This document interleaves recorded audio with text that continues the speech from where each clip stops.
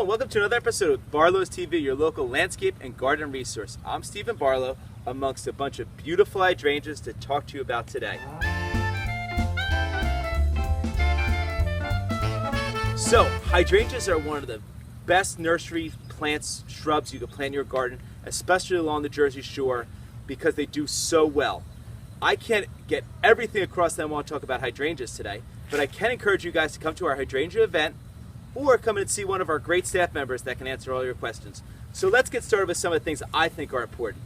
First, I want to talk about some of the new varieties that are out there in the hydrangea world. Proven Winners, which is a plant brand, has put out these Cityline series of hydrangeas. Now these are dwarf hydrangeas for smaller spaces that don't get very big and they don't need to be pruned. So you can just really plant them and enjoy them all season long. They do bloom on old wood, so if you do decide to prune them, you've got to make sure you prune them after they're done flowering. Now we also have this hydrangea back here.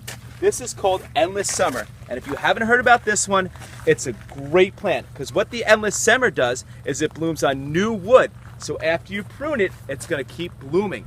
So this is a really great plant if you're concerned about when to prune your hydrangeas. This is the Endless Summer one, comes in blue, and there's other ones called Endless Summer Twist and Shout. So there's some really, really good Endless Summer hydrangeas out there.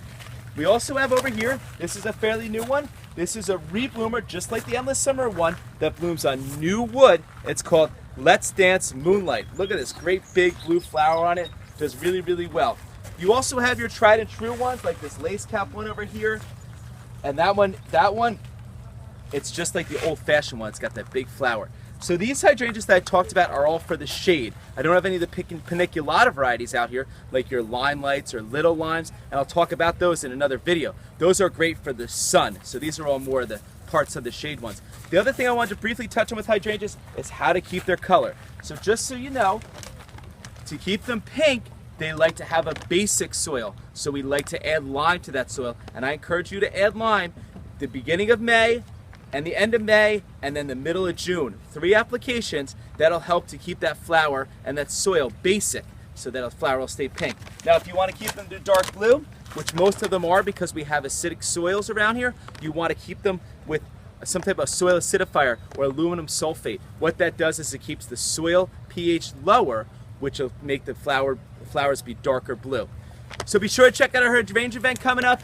If you have other questions, please come in and see us. I encourage you guys to share this video with your friends out there. Thanks so much for watching. Have a great day.